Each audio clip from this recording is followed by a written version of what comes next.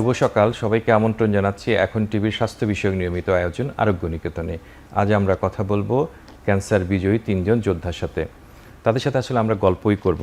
এই জন্য আমাদের স্টুডিওতে উপস্থিত আছেন ডাক্তার মোহাম্মদ সালেহ মাহমুদ তুষার, যিনি একজন sports medicine specialist Dhaka medical কলেজের, জেসমিন আরা এবং গিয়াসউদ্দিন। প্রথমেই আমি ডাক্তার মোহাম্মদ সালেহ মাহমুদ তুষারকে প্রশ্ন করছি যে আমরা জানি যে ক্যান্সার একটি ভীতিকর রোগ।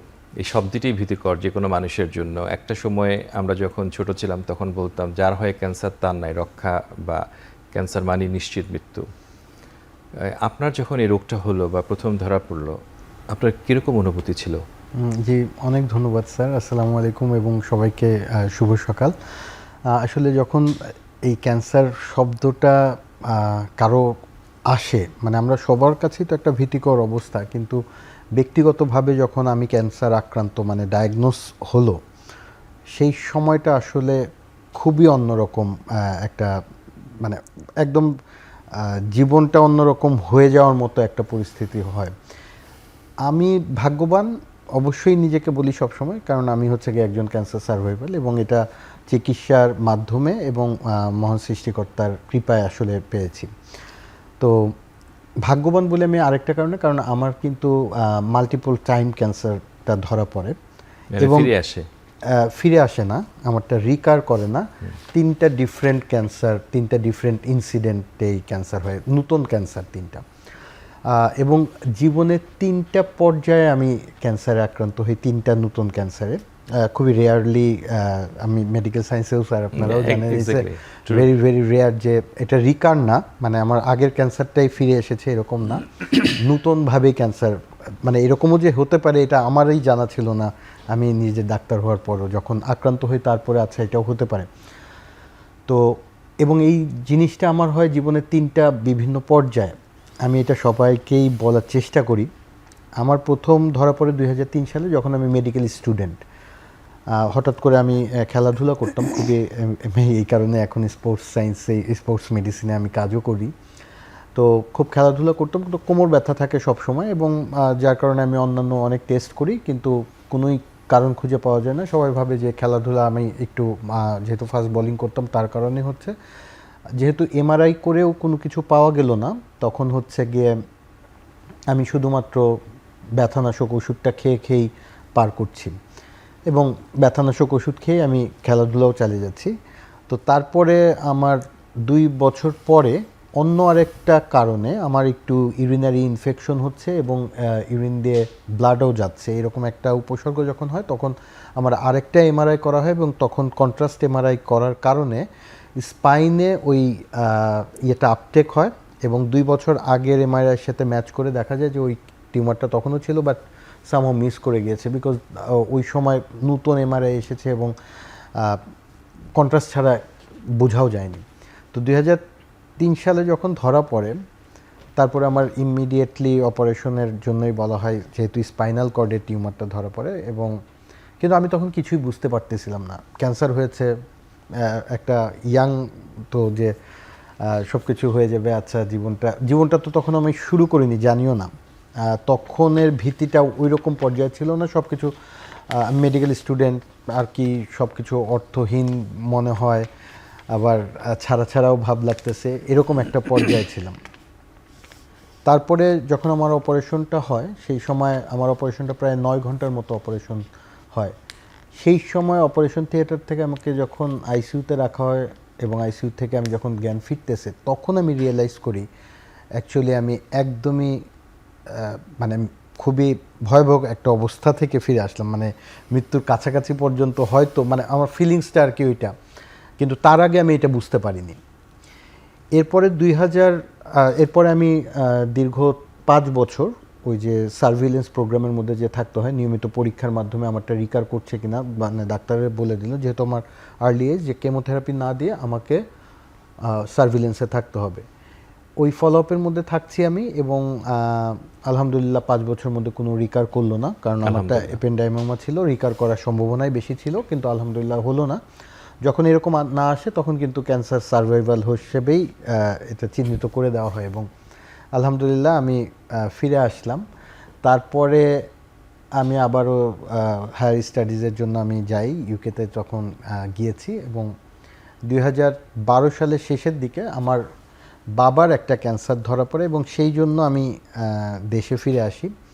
বাবার ক্যান্সারের সাথে সাথে তখন আমরা বাবার ক্যান্সারের জন্য চিকিৎসা চলছে এবং ফাইট করছি, মানে আমরা পরিবার, এই যে ক্যান্সার, আমার বাবার যখন ক্যান্সার ধরা পড়ল তখন আমি আরও বেশি ভেঙে পড়ি এবং ভয়টা কাজ করে, একদম অনিশ্চয়তার একটা ভাব নিজের মধ্যে চলে আসে। এবং তারপরে যখন আমি ওনার ট্রিটমেন্টের সাথে সাথে আছি, আমার কিছু লোয়ার অ্যাবডোমিনাল পেইন এবং কিছু ডিসকমফোর্ট ফিল হয় এবং তখন আমি আরও কিছু ইনভেস্টিগেশন করি এবং তখন আমার আরেকটা টেরাটোকার্সিনোমা ধরা পড়ে। এবং টেরাটোকার্সিনোমা যখন, এটা জার্ম সেল টিউমার একটা, সো এটা যখন ধরা পড়ে তখন তার জন্য আমার আবার অপারেশন করা লাগে এবং বাংলাদেশেই আমি সেই অপারেশনটা করি এবং বাংলাদেশেই ফুল চিকিৎসা নিয়ে আলহামদুলিল্লাহ ওই এগেইন তখনও আমার ফ্যামিলি কমপ্লিট হয়নি দেখে আমাকে কেমোথেরাপি নিব নাকি আমি নিব না, এটা আমার চয়েস দেওয়া হলো এবং যদি না নিই তাহলে আমার ডিফারেন্ট প্রোটোকলে থাকতে হলো। সো এইভাবে যখন আছি তারপরে আলহামদুলিল্লাহ ভালো আছি এবং তারপরে আমার নতুন জীবন শুরু হয়, আমার বিয়ে হয় এবং আমি তারপরে যখন নতুন লাইফ শুরু করি এরপরে আমি আবার ইউকে চলে যাই এবং ইউকেতেই আমি হচ্ছে গিয়ে সার্ভিলেন্স প্রোগ্রামটার মধ্যে থাকি, যে নিয়মিত আবারও পরীক্ষা, এবং এইটার প্রোটোকল ছিল 3 বছরের প্রোগ্রাম এবং 3 বছর পরে আমাকে আবার ডিক্লেয়ার করে দেওয়া হয় যে আমি আর আমার মানে ফলো আপ বা এগুলি করা লাগবে না, আমি ক্যান্সার ফ্রি। তারপরে আমি দেশে ফিরে আসি 2016 সালে এবং তখন আমার হচ্ছে গিয়ে মানে এই সময় তো গেল বাবার সাথে একটা সম্পর্ক, তখন আমি মানে দায়িত্ব নিচ্ছি পরিবারের, বাবা চলে যাচ্ছেন, মানে খুব বাবারটা যেহেতু খুব অ্যাগ্রেসিভ ক্যান্সার ছিল, খুব অল্প সময়ে পেয়েছিলেন উনি। তারপরে তো আমার নিজের জীবন শুরু হলো, নিজের জীবন মিন্স যে আমি বিয়ে করি এবং সংসার শুরু করি 2016 সালের দিকে।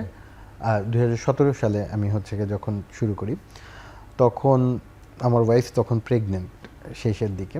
এই সময় আমার রোজার মাসে আমার মনে আছে আমার খুবই ইউটিআই এবং মানে ইউরিনারি ইনফেকশনের মতো, এবং তখন হচ্ছে গিয়ে আমি আলট্রাসাউন্ড করে কিডনিতে আমার একটা হচ্ছে গিয়ে মাসের মতো দেখা যায় এবং তখন হচ্ছে গিয়ে ইমিডিয়েটলি আবারও এবং বাংলাদেশেই পুরোপুরি ওই স্যাররা বললেন যে এফএনএসি করার দরকার নেই, এটা ভেরি অবভিয়াস, সো এটা রেনাল সেল কার্সিনোমা হবে, so will go for excisional মানে রিমুভ।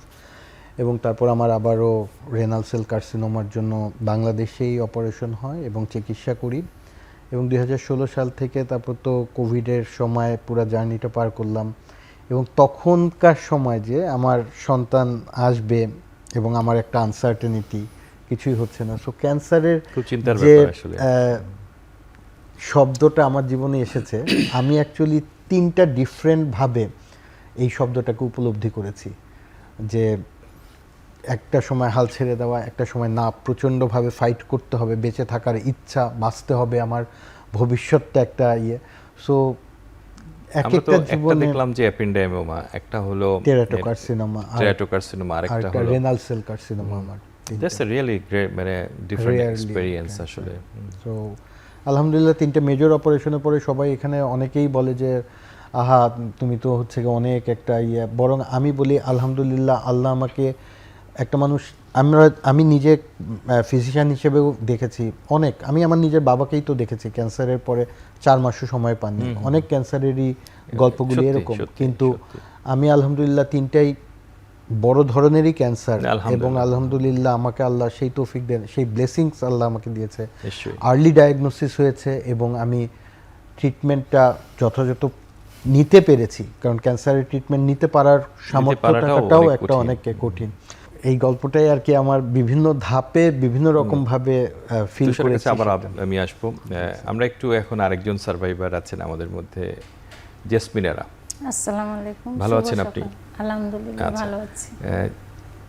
এই যে আমরা একটু ডাক্তার তুষারের গল্পটা শুনলাম যে কিরকম একটা পরিস্থিতির মধ্য দিয়ে একটা মানুষ তার জীবনটা পার করলো, আপনার ক্ষেত্রে আপনার কখন কিভাবে মনে হলো যে আপনার এই রোগ হলো বা কেন আপনি চিকিৎসকের কাছে গেলেন? আমার 2017-তে হঠাৎ রাতের বেলা আমার হাতটা একদম বুকের কাছে যায়, যাওয়ার পরে একটা আমি চাকা অনুভূত করি। সকালে আমি আমার হাজব্যান্ডকে জানাই, বলতেছে যাও তুমি ডাক্তারের কাছে। যাওয়ার পরে ডাক্তার আমাকে অনেকগুলো টেস্ট দিয়েছে। দেওয়ার পরে একটা টেস্ট একটু কস্টলি ছিল, এপিএনসি। তখন আমি বুঝতে পারি যে আমার হয়তো কিছু একটা হয়েছে। তারপর ডক্টর উনি ছিলেন, উনি আমাকে এক করে আমাকে দেখে বলল যে আপনার 47 বয়স, আপনার এখানে কিছু হতে পারে। এরপরে আমি এগুলো সব পরীক্ষা নিরীক্ষা করলাম। করার পরে যখন আমি রিপোর্ট আনতে যাই, তখন আমার বোন আমার সাথে যায়, তুই একা যাস না, আমি যাব। তো রিপোর্টটা আমি হাতে নিয়ে, রিপোর্টে লেখা ছিল সেল প্রেজেন্ট। তা আমি বুঝতে পারি ওখানে আমি কান্নায়, ম্যালিগন্যান্ট সেল প্রেজেন্ট। জি, ওখানে আমি কান্নায় 1 ঘন্টা কান্না করি, দিশেহারা হয়ে যায়, আমাকে আর উঠাতে পারে না। আমার বোন বলতেছে চল উঠ যা। তারপরে আমি ডক্টরের চেম্বারে যাই। যাওয়ার পরে উনি বলতেছে এটা যে আপনার অপারেশন লাগবে, আপনি কালকে আসেন। তো আমি বাসায় চলে আসি কান্নাকাটি করার পরে। আমরা তো সবাই ব্যস্ত, সব দিকে জানাজানি হচ্ছে, সবাই পেরেশানিতে আছে, কোথায় দেখাবো কি, আরেকটা ভালো ডাক্তার দেখাতে হবে। পরে আমার এক রিলেটিভ স্যার আপনার মাধ্যমে, উনি 24 বছর আগের কথা, উনি সম্পূর্ণ সুস্থ, তো উনি আপনার নাম বলল। তারপর আমার বোনের ছেলেকে বলি, ও চার্জ দিয়ে দেখে, দেখার পরে বলতেছে যে ঠিক আছে। আর আমার হাজব্যান্ড বলতেছে যে আমি বেস্ট হসপিটাল যেটা, ওখানে আমি ট্রিটমেন্ট করাবো। তারপরে আমি স্কোয়ারে আসি। স্কোয়ারে আসার পরে আবার নতুন করে সব পরীক্ষা নিরীক্ষা হয়। হওয়ার পরে আমার কেমো শুরু হয়। আমরা আপনার কাছে আবার আসবো। গিয়াসউদ্দিন, এটা একটা অসম্ভব একটা অন্যরকম ঘটনা যে একই পরিবারে আপনার স্ত্রী জেসমিনেরা, আপনি গিয়াসউদ্দিন, আপনার আরেকটা ক্যান্সার ধরা পড়েছে। আলহামদুলিল্লাহ আপনিও ভালো আছেন।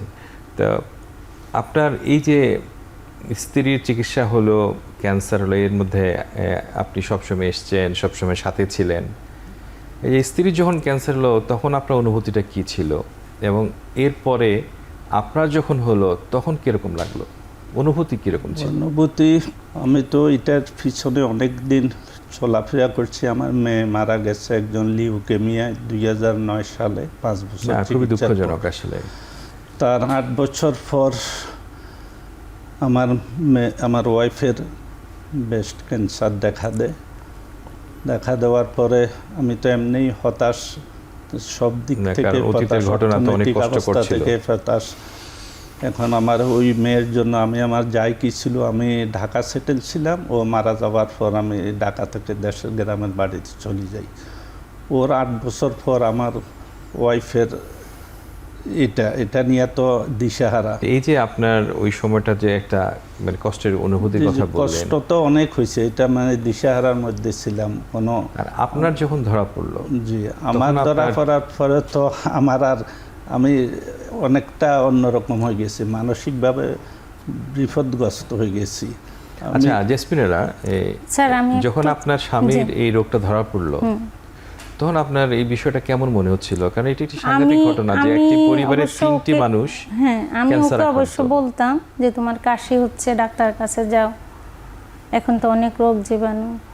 তো ও যাওয়ার পরে ও বারবার যাচ্ছে, যাওয়ার পরে আমি বলতাছি না তোমার হয়তো কঠিন কোনো রোগ হয়েছে। তো আমাকে বললো তুমি নাকি ডাক্তার নাকি? আমি বলছি আমি তো এগুলার পিছে থাকি, ডাক্তার না, তবে একটু বুঝছি, যাও আবার যাও। এরপরে হলো, পরে আমি একটু দিশেহারা। আমার সময় সবাই ছিল, জনবল ছিল, এখন তো সবাই একটু ব্যস্ততা বাড়ছে, আমার মেয়েও নাই বাহিরে, একটু দিশেহারা হয়ে গেছি একা একা। আমি রুগী হয়ে আমি ওকে সময় দিয়েছি, মানে এক এক সময় সকালে ঘর থেকে বের হতাম, আবার রাতে 11টায় বাসায় যেতাম। স্যার আমি একটু ছোট্ট করে কথা বলি, আমি যখন 2টা কেমো দিই, কেমো দেওয়ার পরে আমি খুব অসুস্থ হয়ে যাই। এরপরে আপনি ভর্তি দিলেন আমাকে স্কোয়ারে, টাকা আপনার জানা আছে কি না জানি না। পরে অনেক পরীক্ষা নিরীক্ষা করার পরে কিন্তু আমি অন্যরকম হয়ে গিয়েছিলাম। তখন আমার চেহারা অন্যরকম ছিল, গায়ের রং অন্যরকম ছিল। আপনি বলছেন যে আমার রুগী এইটা হবার নয়, এটা কেন হয়েছে? অনেক ডাক্তার আপনি একসাথে করলেন, করার পরে শেষ পর্যন্ত ধরা পড়লো আমার এই কেমন মাঝে চিকুনকুনিয়া। তখন আমি অনেক কষ্ট পেয়েছি, মানে অনেক অসুস্থ ছিলাম। মানে আপনার প্রসেসটা যে আমার রুগী এটা হবার নয়, যে কেন হলো, সব ডক্টরকে একসাথে করে আপনি করলেন। চিকুনগুনিয়া একটা কেমো চলাকালীন জি, সময় কেমো infection ছিল। চলাকালীন, এই জন্য আমি একটু অনেক অসুস্থ হয়ে যাই, যে ইনশাল্লাহ তখন ভালো হয় আল্লাহর রহমতে, আপনার চেষ্টায় বা সবার দোয়ায়, এই আর কি। আমরা একটা এখানে- বিরতি নিয়ে আবার আসছি। আচ্ছা।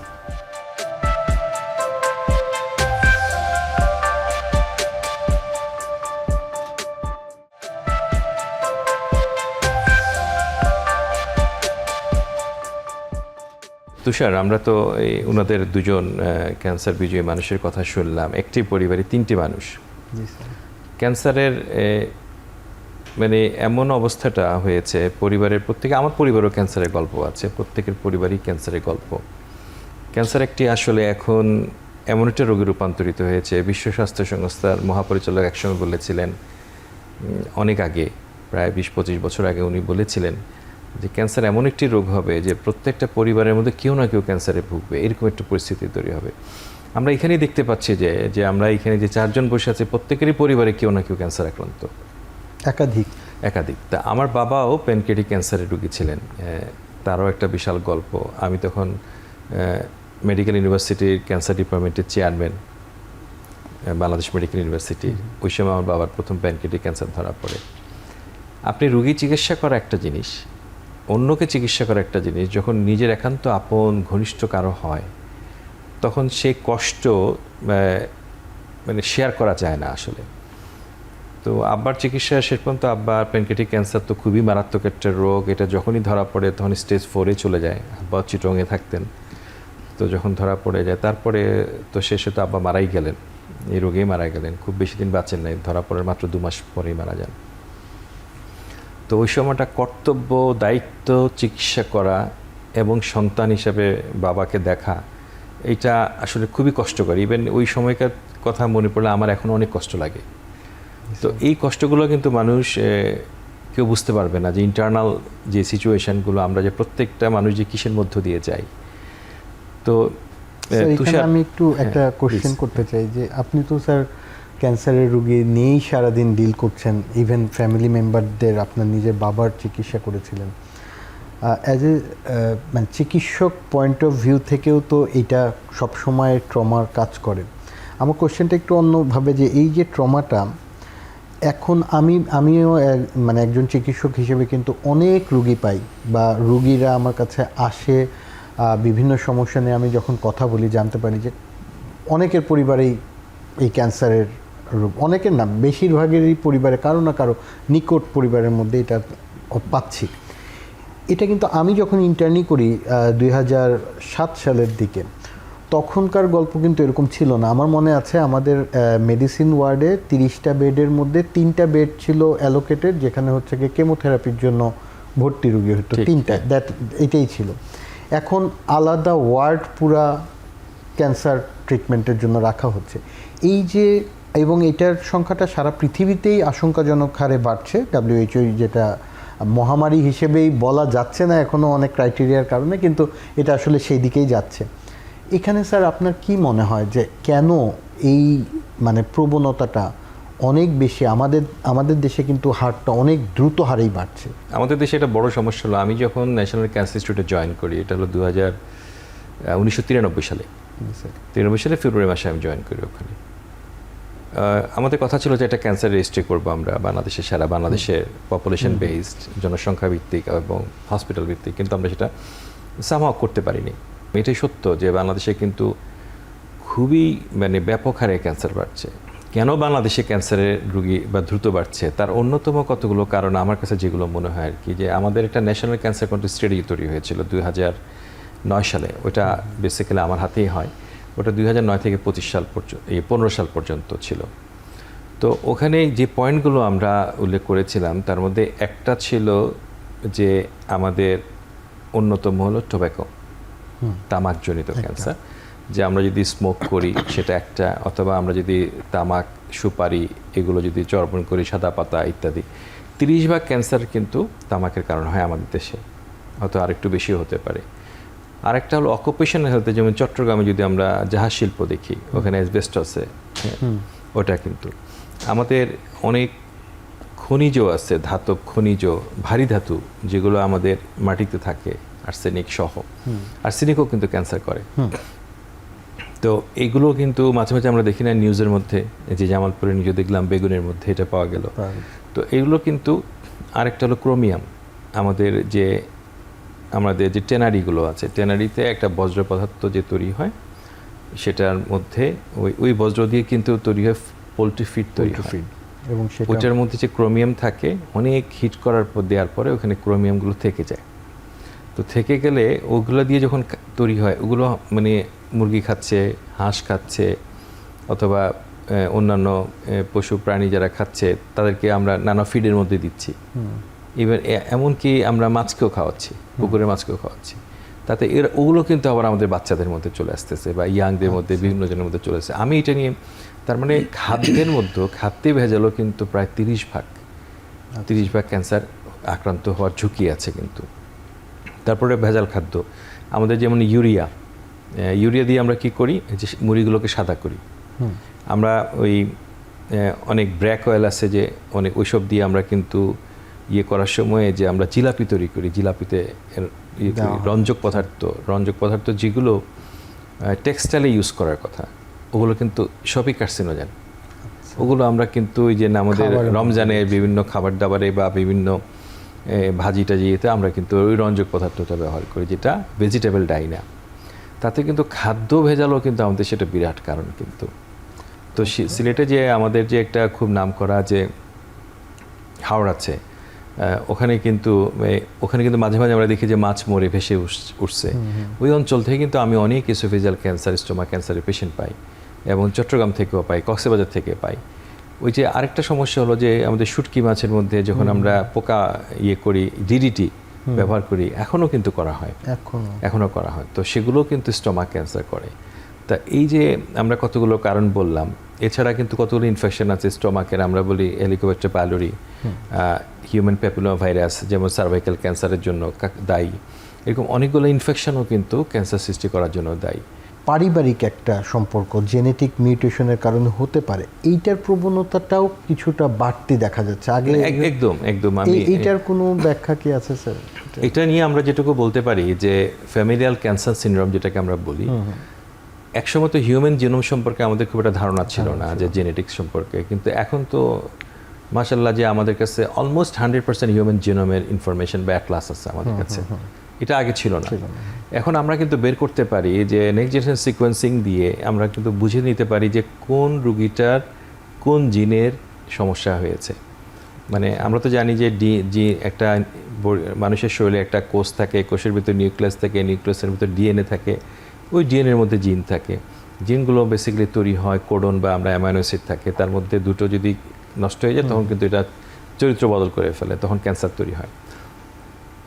এখানে এই সমস্যা যেটা হলো যে এই যে পরিবর্তনগুলো হচ্ছে, পরিবর্তনগুলোর সাথে কিন্তু আমাদের এই পারিবারিক সম্পর্কটা কিন্তু আমরা কিন্তু আগেভাবে আইডেন্টিফাই করতে পারিনি। এখন কিন্তু আমরা দেখতে পাচ্ছি ক্যান্সার ফ্যামিলিজ, বিশেষ করে ব্রেস্ট ক্যান্সারের ক্ষেত্রে আমরা জানি 8 to 10%, আমরা জানি প্রস্টেট ক্যান্সারের ক্ষেত্রে জানি, এবং অন্যান্য ক্যান্সারের ক্ষেত্রে যেমন কোলন ক্যান্সারের ক্ষেত্রে জানি। আমরা কিন্তু জানি যে এই ক্যান্সারগুলোর সাথে সম্পর্কগুলো আছে।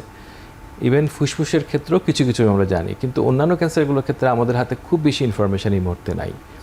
কিন্তু আমার ধারণা যে ওভার দি 10 ইয়ার্স বা আগামী 1 দশকের মধ্যে আমরা কিন্তু জেনেই যাব যে ক্যান্সারে, যেমন আমার যখন আমি কোনো রোগীর ইতিহাস নিই গ্রহণ করি, তখন আমার কিন্তু একটা প্রশ্ন থাকেই যে আপনার পরিবারের মধ্যে কেউ ক্যান্সারে ভুগছেন কিনা। তো আমার আলোচনার মাধ্যমে আমার মনে হলো, যেহেতু বললেন যে পরিবেশগত বা এলাকা ভিত্তিক একটা আছে, সো একই পরিবারে তো একই লাইফস্টাইল মেনটেন করে, একই পরিবারে মানে একই ওয়েদারে থাকে, এনভায়রনমেন্টটাও এক্সপিরিয়েন্স করে একই, সো ওইটাও একটা তো কারণ হতে পারে যে তারা এক্সপোজড হচ্ছে সেম দিয়ে, সেটাও একটা কারণ হতে পারে। স্যার এই পর্যায়ে আমি আরেকটু জানতে চাই, এখন তো এই জেনেটিক বিষয়গুলি যেহেতু আসলো, এখন তো ইমিউনোথেরাপি ক্যান্সারের ক্ষেত্রে অ্যাডভান্স ব্যবহার করা হয়। অনেক সময় স্যার জেনেটিক থেরাপি বা জিন থেরাপির কথা বলি, জেনেটিক ইঞ্জিনিয়ারিংয়ের মাধ্যমে যে জিন থেরাপি, বাংলাদেশে এটার অ্যাভেলেবিলিটি আছে কিনা বা পৃথিবীতেই এটার অ্যাডভান্সমেন্ট কতটুকু হয়েছে? এখানে যেটা হলো যে আমরা এখানে কতগুলো স্টেপিং আছেন। স্টেপিংয়ের প্রথমটা যদি আমরা টার্গেটেড থেরাপির কথা বলি, যেমন উনি টার্গেট থেরাপি পাচ্ছেন, এখন যেটা পাচ্ছে অসিমাটিনিব পাচ্ছে, টার্গেট থেরাপি পাচ্ছে, বাংলাদেশে তৈরি ওষুধ কিন্তু পাচ্ছে। ওকে, হ্যাঁ। তো যেটা হলো আপনি তো ভালোই আছেন, ওষুধ ভালো আছে। তো এই যে টার্গেট থেরাপির ইয়েটা কি, মানে আমরা দেখতেছি যেই জায়গাটাতে জেনেটিক ডিলিশন হচ্ছে, জিনটা যেখানে ডিফেক্টিভ হয়েছে, ওই জিনের অ্যাগেনস্টে কিন্তু ওষুধটা তৈরি হলো, সে কিন্তু তাকে টার্গেট করছে। আমাদের কাছে এমন পেশেন্ট আছে, আমার কাছে স্টেজ 4 লাং ক্যান্সারের পেশেন্ট 9 ইয়ার পর্যন্ত সার্ভাইভ করেছে, 9 ইয়ার্স।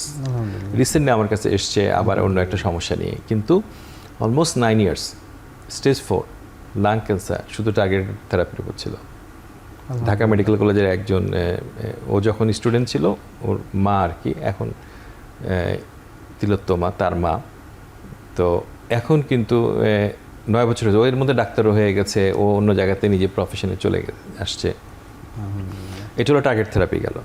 সেকেন্ড হলো ইমিউনোথেরাপি। ইমিউনোথেরাপি হলো যে বডির যে ইমিউন সিস্টেম আছে, ইমিউন সিস্টেমকেই আমরা তো জানি বডিতে টি সেল আছে, বি সেল আছে, এগুলো কিন্তু ইমিউন সিস্টেম, যারা বডির পুলিশ আর কি, যারা বডিকে প্রোটেক্ট করে, বডির আর্মি। ইমিউনোথেরাপি দিয়ে আমরা করি কি, যে ক্যান্সার সেলগুলো খুব দুষ্ট, দারুণ দুষ্ট প্রকৃতির, মোস্ট নটোরিয়াস। তারা করে কি, ওই এই বডির যে ইমিউন সিস্টেম তাকে ব্লক করে রাখে। আচ্ছা। আর ইমিউনোথেরাপির কাজ হলো ওই ব্লকটাকে উইথড্র করায় দেয়া। তখন বডির যে নিজস্ব cell, cytotoxic T cell, macrophage, অন্যান্যগুলো, তখন ওই টিউমার সেলকে খেয়ে ফেলে সে। তারপরে human body has the capacity. তো মানুষ আসলে কোথায় যাচ্ছে? আসলে মানুষ কিন্তু যাচ্ছে যে আল্লাহ সুবহানাহু ওয়া তাআলার ওই জায়গাটাতে ফিরে যাচ্ছে মানুষ, যে they have the capacity, human body has the capacity to control and kill any diseases. Cancer preventive কোনো আমাদের আশার বাণীটা হলো যে আমরা সাম্প্রতিকভাবে দেখেছি রাশিয়াতে একটা ভ্যাকসিন কাজ করছে, রাশিয়াতে ওইটা ট্রায়াল চলছে, ইউকেতেও এক ধরনের ট্রায়াল চলছে, ভবিষ্যতে এমনও মানুষ করছে যে এটা তো ট্রায়ালগুলো চলতেছে ক্যান্সার ভ্যাকসিনের ট্রায়াল। পাশাপাশি কিন্তু এটাও হচ্ছে যে এক ফোঁটা রক্ত নিয়েও কিন্তু মানুষ কিন্তু অনেকগুলো ক্যান্সারের বিষয়ে ইনফরমেশন ডায়াগনোজ করে ফেলে। কারণ হচ্ছে ভবিষ্যতের ট্রিটমেন্ট ম্যানেজমেন্ট সব কিছু হচ্ছে জিন বেসড হবে। All treatment will be the জিন বেসড ইন ফিউচার। সুতরাং সব কিছু কিন্তু কন্ট্রোল করা অনেক সহজ হবে। যে এই যে আরএনএ, মেসেঞ্জার আরএনএ দিয়ে যে আমরা কোভিড ভ্যাকসিন তৈরি করছিল, ওই কোভিড ভ্যাকসিনের কিন্তু প্ল্যানই ছিল একটা, ওইটা কিন্তু কাজ করা শুরু করেছিল ক্যান্সার নিয়ে। আসলে ওরা ক্যান্সার নিয়ে কাজ করতে গিয়ে তার মাঝখানে কিন্তু কোভিড চলে আসলো, তখন তারা ওই কোভিড ভ্যাকসিন তৈরি করলো, এটা সাকসেসফুল হলো। তো ভবিষ্যতে কিন্তু মেসেঞ্জার আরএনএ দিয়ে কিন্তু অনেক ঘটনা ঘটবে কিন্তু এই ক্যান্সার ফিল্ডে ম্যানেজমেন্টের জন্য। ওকে, সো এছাড়াও স্যার আমরা একটা বিরতি নিয়ে আবার আসছি। জি স্যার।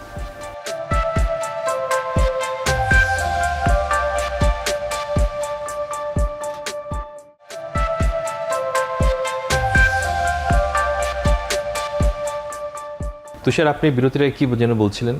জি স্যার, আমরা বলছিলাম যে স্যার এই যে ভ্যাকসিনগুলি আমাদের প্রিভেন্টিভ অনেক আশার বাণী দিচ্ছে, আসলে হচ্ছে, কিন্তু আমাদের কিন্তু আমার কাছে এটা ব্যক্তিগতভাবে মনে হয় যে prevention is better then cure, এবং ওই যে কোনো সন্দেহ প্রথমে নেই। যেটা বললেন স্যার যে লাইফস্টাইল ঠিক করতে হবে, খাবারটা পরিষ্কার করতে হবে, এবং এটা শুধু ব্যক্তিগত পর্যায়ে না। এমন বলা আছে যে যে কেউ যদি সপ্তাহে 3 দিন 30 মিনিট করে ব্যায়াম করে, তারাও কিন্তু বলা আছে যে এবং অনেক ক্যান্সার হার কমে যাবে। এবং কেউ কেউ বলে 30% মানে ক্যান্সার প্রিভেনশনের জন্য কাজ করে। এবং একটা গবেষণা ভারতের ব্রেস্ট ক্যান্সারের পেশেন্টদের উপর একটা গবেষণা হয়েছিল, সেই গবেষণাতে ছিল যে তারা ইয়োগা করতো। তো দেখা গেছে যে ইয়োগা যারা করেছে তাদের মধ্যে ক্যান্সার ফিরে আসার প্রবণতা অনেক কম ছিল। ওকে, সো এটা যেমন একটা এই যে ফিজিক্যাল অ্যাক্টিভিটি, গুড এটাতে বডির ইমিউন সিস্টেম স্ট্রং হয়, স্ট্রং করে, এগুলি তো আছে স্যার। কিন্তু আমি যদি চাই যে ডায়াগনোসিসটা আগে, মানে আগের থেকে আমি আগে থেকে diagnosis হবে। এইটা অনেক সময় আমি চিকিৎসক হিসেবে Delay পাই হয়ে যে যায়, হ্যাঁ। ডিলে হয়ে যায়। তো সো প্রতি বছরই কি এমন কোনো টেস্ট আছে বা কোনো নির্দিষ্ট পরীক্ষা আছে কিনা যার মাধ্যমে আমি জানতে পারবো যে আমার ফুল বডি চেক আপ করে যে ক্যান্সার আছে, এক্স্যাক্টলি। এই যেমন জিনিসটা আসে। আমরা যেমন মেয়েদের ক্ষেত্রে বলে থাকি যে বাংলাদেশে যেমন ম্যামোগ্রাম করার কথা, ব্রেস্ট সেলফ এক্সামিনেশন করার কথা, জি। যে প্রতি মাসে ওনার তো একটা ব্রেস্টে ক্যান্সার হয়েছে, কিন্তু আরেকটা ব্রেস্টে কিন্তু না। আপনি কি ব্রেস্ট সেলফ এক্সামিনেশন করেন? করি আমি বছরে একবার, আমি ম্যামোগ্রাম করে, বছরে একবার ম্যামোগ্রাম করে, আর মাসে মাসে ব্রেস্ট সেলফ এক্সামিনেশন করে। তো এটা যদি করে মেয়েদের কিন্তু প্রতি মাসে আমরা বলি যে মাসিক সাধারণত যাদের মাসিক হয় তাদেরকে বলি মাসিকের 7 দিন পরে, মানে আনার সামনে দাঁড়িয়ে গোসলের আগে গোসলের সময় আর কি, গোসল করে গোসলের সময় গায়ে যখন সাবান লাগে তখন হাত দিয়ে কিন্তু চেপে পরীক্ষা করা যায়।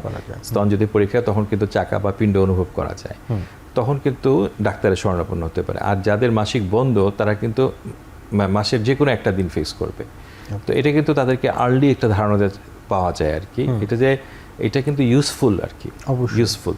তারপরে আরেকটা হলো প্রতি মাসে, যেমন যাদের 35 বছরের কোনো দেশ আছে যাদের 35 বছর থেকে শুরু করে, আবার বেশিরভাগ দেশগুলোতে আমরা বলি আমাদের দেশে 50 বছরের ঊর্ধ্বে যারা আছে তাদের প্রতি বছরে একবার করে ম্যামোগ্রাম করা, পরপর 3 বার করা, তারপর একটু দেখা।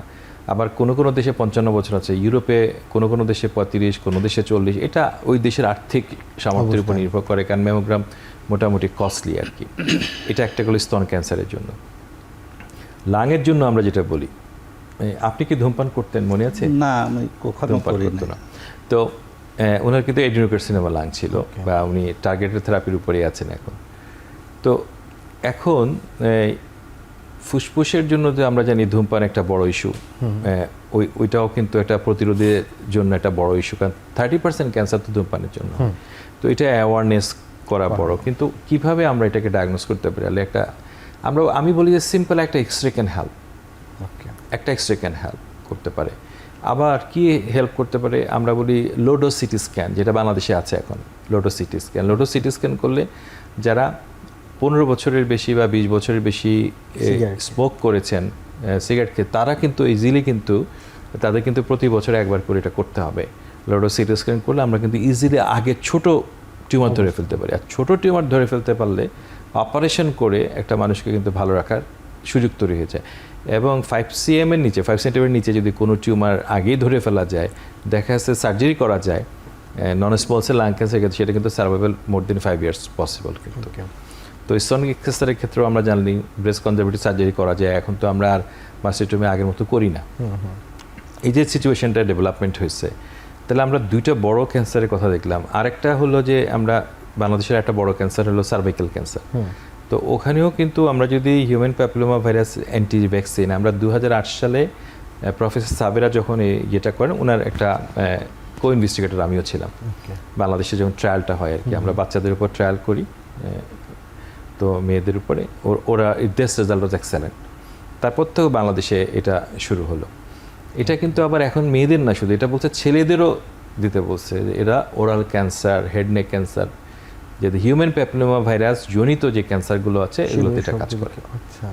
তার মানে হলো পৃথিবী কিন্তু প্রিভেনশনের একটা লাইনের দিকে স্ক্রিনিংয়ের কথা বললো। আবার আরেকটা যে ইস্যু হলো যে যাদের কোলন 50 বছরের উপর আমরা বলি কোলোনোস্কোপি করতে, আপার যে এন্ডোস্কোপি করতে বলি। আরেকটা যেমন আছে যে প্রস্টেট যদি 50 বছর উঠে দিলে আমরা বলি পিএসএ একটা টেস্ট করতে। সবচেয়ে ইম্পর্টেন্ট হলো ডিজিটাল রেক্টাল এক্সামিনেশন, খুব সিম্পল। তো এগুলো করে কিন্তু আমরা কিন্তু একটা সতর্কতা বাণী বা আগেই ধরা যায় আর কি। মানুষ যদি স্ক্রিনিংগুলো আর কি আমরা বলি, আমরা এবার যে আমি তো আপনি জানেন যে আমি হেলথ রিফর্ম সেক্টর রিফর্ম কমিশনের মেম্বার ছিলাম এবার, তো ওখানে কিন্তু 32টা মুখ্য সুপারিশের একটি কিন্তু ক্যান্সার কিভাবে স্ক্রিনিং করা যাবে, মেজর ক্যান্সারগুলো কীভাবে স্ক্রিনিং করা যাবে, কিভাবে ক্যান্সার আর্লি ক্যান্সার ডিটেকশন করা যাবে, এই জন্য আমরা বলেছিলাম যে সারা বাংলাদেশে কিছু সেন্টার তৈরি করা আর্লি ক্যান্সার ডিটেকশন করার জন্য। আমার কাছে মনে হয়েছে যে ক্যান্সার ডিটেকশন খুব ডিফিকাল্ট কিছু না, কারণ হচ্ছে যে আমাদের একটা মেডিকেল কলেজে কিন্তু আমি যেসব বিষয়গুলো সব আছে, শুধু একত্রিত করা, যে একটা কোর বায়োপসি করা, একটা এফএনএসি করা, সবই সম্ভব। এটা হিস্টোপ্যাথোলজি ডিপার্টমেন্ট আছে। আমার কথা হলো সরকারি এবং বেসরকারি সব প্রতিষ্ঠানকে একসাথে কাজে লাগাতে হবে, শুধু সরকারিটা করলে হবে না যে সরকার করবে। আসলে সরকার তো রাষ্ট্রের পুরো রাষ্ট্রের দায়িত্ব, এখানে সরকারি বেসরকারি সবাইকে কিন্তু কাজে লাগালে আর্লি ডিটেকশন করতে পারবে। এবং সেখানে একটা স্ট্রং রিকমেন্ডেশন আছে, 28 নম্বর রিকমেন্ডেশনের মুখ্য রিকমেন্ডেশনের একটা হলো ক্যান্সারের উপরে, ক্যান্সার চিকিৎসা, ক্যান্সারের মানব সম্পদ তৈরি করা, ক্যান্সারের হিস্টোপ্যাথোলজিস্ট তৈরি করা, অন্য জিনিসগুলো, এগুলো কিন্তু সরকারের কাছে সরাসরি একটা রিকমেন্ডেশন আছে। এবং স্যার ট্রিটমেন্টের ক্ষেত্রেও মানে আমি ধরেন চিকিৎসক হিসেবেও কনফিউজড হয়ে গিয়েছিলাম যে কোথায় যাব, এই সময় কোথায় যাব। এইটার জন্য ওয়ান স্টপ যদি একটা ক্যান্সার কেয়ার সেন্টার বা একটা গাইডলাইন যে শুরুটা কিভাবে করতে হবে, এবং সেটা নিয়ে অনেক সময় আমি জানি যে এটা একটু কনফিউশনে পড়ে যায়, এই শুরুটা কিভাবে কার কাছে যাবে। তো এইটা যেমন মানে একদমই তো কেউই বেস্ট না, তো কিন্তু একটা যদি রাষ্ট্রীয়ভাবে একটা সেন্টার থাকে যে এই জায়গাগুলি, যেমন উপজেলা হেলথ কমপ্লেক্স তো জেনারেলাইজড ভাবে আমাদের সব করবে, কিন্তু এই রেফারেল হয়ে আসতে আসতেও কিন্তু অনেক সময় পার হয়ে যায়। সো এই জায়গাটাতে কিভাবে স্যার মানে সময়টা যেন নষ্ট না হয় একটা চিকিৎসা। এটার বেসিক্যালি হলো যে আমাদের দেশের বড় সমস্যাটা হলো আমাদের ইফেক্টিভ কোনো রেফারেল সিস্টেম নাই। প্রথম সমস্যা আমাদের দেখা যাচ্ছে যে সর্দি কাশির জন্য একই রোগী যেহেতু সন্তুষ্ট হন না, 3 জন ডাক্তারকে দেখাচ্ছে একই মানুষ, আর আস্থাহীনতায় তো ভুগছেনই। তো এখন এটা কিন্তু আমরা এবার একটা প্রস্তাবনা দিয়েছি যে ইফেক্টিভ রেফারেল ছাড়া কেউ পরের ইয়েতে যেতে পারবে না। তাহলে হবে কি, এই যে অতিরিক্ত রোগীগুলোর ভিড় কমে যাবে, তখন কিন্তু যারা সিরিয়াস সমস্যা তাদের কিন্তু দেখা সহজ হবে কিন্তু। তো এটার জন্য কিন্তু আমার কথাটা হলো যে আমি যদি জামালপুরেও থাকি ওখানেও মেডিকেল কলেজ আছে, অথবা আমি যদি টাঙ্গাইল থাকি ওখানেও মেডিকেল কলেজ আছে। বাংলাদেশে তো মেডিকেল কলেজ এখন অনেক, তো আমরা তো এগুলোকে কাজে লাগাতে পারি। এগুলো কিন্তু ক্যান্সার অ্যাওয়ারনেস প্রোগ্রাম, তারপরে ক্যান্সার প্রিভেনশন কীভাবে করা যায়, আর্লি ডায়াগনোসিস করা যায়, কারণ এখন সব ধরনের স্পেশালিটি লোকগুলো কিন্তু এইসব হাসপাতালে বা মেডিকেল কলেজে কাজ করেন। আগের মতো তো নাই, সব জায়গাতে আমাদের প্রচুর লোক আছে। আমাদের হলো মেকানিজমটা ইফেক্টিভ করা, কীভাবে এই মানুষগুলোকে আমরা কাজে লাগাতে পারি, তাহলেই কিন্তু আমাদের এই দৃশ্যটা পরিবর্তন হয়ে যাবে, আর্লি ডায়াগনোসিস করতে পারবো। চিকিৎসার ক্ষেত্রে যদি বলেন, বাংলাদেশের আপনি জানেন তো যে প্রচুর রোগী দেশের বাইরে চলে যাচ্ছে, এবং তার বেশিরভাগ সংখ্যাটাই কিন্তু ক্যান্সারের জন্য, মানে অন্যান্য যা রোগের জন্য যাচ্ছে তার চেয়ে বড় একটা সংখ্যাই ক্যান্সারের জন্য। আগে যেটা হার্টের সমস্যার জন্য যেত, হার্টের রিং পরাতেও দেখা যেত পার্শ্ববর্তী দেশে চলে যেত, এখন এটা পরিবর্তন হয়েছে। আমি এই কোশ্চেনটাতে আসতাম স্যার, যেহেতু আপনি রিফর্ম কমিটিতেও আছেন এবং একজন ক্যান্সার বিশেষজ্ঞ, এই ধারাটা পরিবর্তনের জন্য সুযোগ সবচেয়ে বেশি আমার কাছে মনে হয়, যেহেতু ডেভেলপমেন্টের জায়গাটা, তার মানে এখানে স্কোপটা আছে। এই জায়গাতে স্যার কীভাবে আমরা যে প্রস্তাবনাটা দিয়েছি আর কি, সেই প্রস্তাবনা একটা তো বললাম, আরেকটা প্রস্তাবনা আছে যে সরকারের বাংলাদেশ হেলথ কমিশন বলে একটা উইং হবে। উইংটার মধ্যে একটা হলো যে স্পেশালাইজড কেয়ার যেগুলো আছে, suppose transplant, liver transplant, kidney transplant, cancer, এগুলোর জন্যই তো মূলত রোগীরা দেশের বাইরে বেশি যাচ্ছে। তো এই জিনিসগুলো যাতে করে দেশে অ্যাভেলেবেল করা যায়, আমরা বলছি যদি সরকারের পাশাপাশি যদি বেসরকারি কোনো হাসপাতাল এগিয়ে আসতে চান, তাদেরকে সফট লোন দেয়া, ট্যাক্স ফ্রি করে দেয়া, যন্ত্রপাতিগুলোর উপর ক্যান্সারের আপনি জানেন একটা রেডিওথেরাপি মেশিনের দাম 25 কোটি 30 কোটি টাকা। তো এই যে সেট আপ করার জন্য যে লোকগুলো, যদি সরকার যদি ট্যাক্সগুলো ফ্রি করে, দেখা যায় ট্যাক্সেও চলে যাচ্ছে অনেক টাকা। সরকারের অনেক সংস্থা আছে যে এটা শুধুমাত্র যে ইম্পোর্ট ট্যাক্স তা না, বহু ধরনের ট্যাক্স সরকারের ইম্পোজ করা থাকে। ওই ট্যাক্সগুলো মওকুফ করলে কিন্তু প্রতিষ্ঠানগুলো কিন্তু ইয়ে হবে, তাতে কিন্তু দেশেরই লাভ হবে। কারণ হচ্ছে আমার টাকা তো চলেই যাচ্ছে বাইরে, ওই টাকাটা তো আর বাইরে গেল না, আমার ফরেন এক্সচেঞ্জ তো আর বাইরে গেল না, বরং দেশে হলো, এবং দেশেও তার সক্ষমতা বাড়লো। তো এই জিনিসটা কিন্তু প্রস্তাবনা দেওয়া আছে, এবারে কিন্তু যারা এই ব্যাপারে আগ্রহী হবেন তাদেরকে কিন্তু সরকারকে সহযোগিতা করা হবে। অনেক অনেক ধন্যবাদ স্যার যে এরকম স্টেপগুলি আসছে, যেটা আমাদের মানে যারা আমরা এই থ্রু দিস জার্নি গিয়েছি তাদের জন্য একটা অনেক আশার বাণী। কারণ আমি জানি আমার মতো আপনারাও অবশ্যই, ওনারা কিন্তু পাশে থাকার সবসময়, এই জার্নি থেকে আসার পরে আমি ব্যক্তিগতভাবে চেষ্টা করি সবসময় আরেকজন ক্যান্সার রোগী আসতে তার সাথে একটু এক্সট্রাভাবে কথা বলা বা সময় দেওয়া বা সাপোর্ট দেওয়া, কারণ এই সাপোর্টটার কিন্তু অভাব আছে। একদম সত্যি।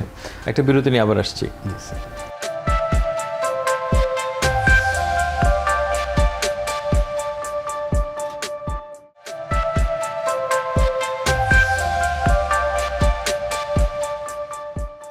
গিয়াসউদ্দিন, আমরা তো অনেক আলোচনা শুনলাম ক্যান্সার নিয়ে, অনেক কিভাবে প্রিভেনশন করা যায়। আপনার চিকিৎসা কেমন চলছে এখন, আপনি কেমন আছেন? আমি ভালো আছি মোটামুটি। আমি চলাফেরা করতেছি, মাঝে আমার চলাফেরা বন্ধ হয়ে গেছিল। এখন আমি ছোট্ট একটা কাজ করি, জব করি। আমি জবেও যাইতেছি আজকে 2 মাস, মাঝে 1 বছর যাইনি। তা তো খুব ভালো খবর। আজকে 2 মাস আমি জব করতেছি। তো আমি মোটামুটি স্যাটিসফাই, আমি খুব খুশি আমি যে এই পর্যন্ত আসছি। আপনার চিকিৎসা, আপনার অক্লান্ত পরিশ্রম প্রচেষ্টায় আমাকে এই পর্যন্ত আনছেন। আমাকে অন্য একটা হাসপাতাল ইমিউনোথেরাপি দেওয়ার জন্য বলছিল, তো আপনি এটা গবেষণার পর আমার ইমিউনোথেরাপিটা ক্যান্সেল করি, টার্গেট থেরাপিটা দিতেছেন। আর আমি মোটামুটি ভালো আছি। দৌড়ে আসছিল আমার কাছে, আমি নিয়ে আসছি স্যার, আমি বলছি এক জায়গায় চিকিৎসা করব। আমি একটু ভুল করছি, আমি ঠিক আছে, ওটা দরকার নেই। তো যাই হোক, এখন ভালো আছেন? ভালো আছি, আমি খুব খুশি আমি যে চলাফেরা করতে। আলহামদুলিল্লাহ, আলহামদুলিল্লাহ।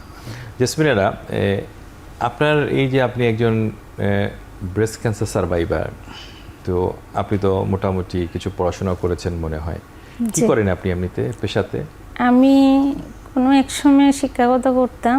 স্কুলে, প্রাইমারি স্কুলে? না, ওই কিন্ডারগার্টেনে পড়াতে। পরে আমার মা অসুস্থ হবার পরে ওটা আমি করিনি। কিন্তু আপনার একটা, এই যে আপনি যে বিষয়গুলো বুঝেন, অন্যদেরকে সচেতন করা। আমি যখন আপনার চেম্বারে যাই, নতুন কোনো রোগী আসে, তখন আমি বলি, দেখেন আমি আজকে 7 বছর এখানে ট্রিটমেন্ট নিচ্ছি, আমি ভালো আছি। একটু সাহস দিই আমার পাশের জনকে, আমি কথা বলি। আমি অনেক কথা বলি। একটু এরকম সাহস দেন যে অন্য রোগীদেরকে, যে আমরা চেষ্টা করি যদি ভালোভাবে চিকিৎসা করি। তারপরে হলো কারো যদি সমস্যা হয়, ভয় না পেয়ে তাড়াতাড়ি করে চিকিৎসকের কাছে যাও। হ্যাঁ, এটা আমি বলি সবসময়। আমার মেয়ে বলতো, মা আপনি ইন্ডিয়াতে যান। আমার লোক বলের অভাব ছিল, তা আমি বলতাম যে না, আমি আল্লাহর উপর ভরসা করে আমি এক জায়গায় পড়ে আছি। ও আমাকে অনেক বলতো, বলছে না, হায়াতের মালিক আল্লাহ, সাররা উসিল্লা, সবাই দোয়ায়। না, নিশ্চয়ই, যে একখানি পড়ে আছি যে আমি এখানে থাকবো, আমি কোথাও যাব না। ঠিক, আমরা আশা করি যে আপনারা দুজনও অন্যান্য ক্যান্সার রোগীদেরকে উৎসাহিত করবেন যাতে করে বাংলাদেশে চিকিৎসা করা যায় এবং সঠিকভাবে চিকিৎসা করা যায়। নিশ্চয়ই আমরা এই দেশে মানে অনেক অন্য রোগীদেরকে উৎসাহিত করা, সাহায্য করা, ঠিক আছে, সাহস দেওয়া। আপনাদেরকে অনেক ধন্যবাদ। আচ্ছা তুষার, আমরা যে আলোচনাগুলোর মধ্যে ছিলাম, তো আপনি সর্বশেষ কিছু কিছু বিষয় নিয়ে কথা বলছিলেন, এখন আরও কিছু কি যোগ করতে চান? আমি স্যার একটা লাস্ট কথা যোগ করতে চাই। এই জার্নিতে এবং প্রফেশনালি দুইটা জায়গাতে আমি দেখেছি মানুষ এই সময় তো আশা খুঁজে, কিন্তু এই আশা খুঁজতে গিয়ে অনেকেই বিপদগামী হয়। মানে রোগীর পরিবাররা এবং অন্যান্য যে কবিরাজি চিকিৎসা বা হোমিওপ্যাথি বা অনেকেই যে চটকদার বিজ্ঞাপনে যে ক্যান্সার পুরোপুরি নির্মূল করে দিচ্ছে, এটা স্যার আমি নিজে জানি যে এটা একদমই রং, এটার পক্ষে যাওয়া উচিত না। কিন্তু আমি চাই যে স্যার আপনি মানে বিশেষজ্ঞ হিসেবে এবং আপনাদের সবার, ওনারা এই পর্যায়ে এসেও একদম এডুকেটেড অবস্থাতে, মানে গিয়াসউদ্দিন ভাই টার্গেটেড থেরাপি, ইমিউনোথেরাপি সম্পর্কে এত পরিষ্কারভাবে জানে, তার মানে একজন চিকিৎসক হিসেবেই আপনি এডুকেটেড করেছেন একজন রোগীকে। এটারও যে দরকার আছে এটা জানাতে চাই, এবং এটার যে কোনো সায়েন্টিফিক না, কোনো প্রমাণিত কোনো এভিডেন্স নাই যে কবিরাজি গাছগাছরা খেয়ে ভালো হয়ে যাবে। ঠিক, সেটা একটু মানুষকে জানাতে চাই আপনার মাধ্যমে। না অবশ্যই, অনেক ধন্যবাদ। অ্যাকচুয়ালি প্রথম কথা হলো বাংলাদেশে এখন সকল ধরনের ক্যান্সারের চিকিৎসা আছে, কিছু কিছু জিনিস নাই। আমাদের ভালো রেডিওথেরাপি মেশিন, লিনিয়ার অ্যাক্সিলারেটর সবই আছে, প্রয়োজনের তুলনায় অনেক কম আছে, কিন্তু আছে।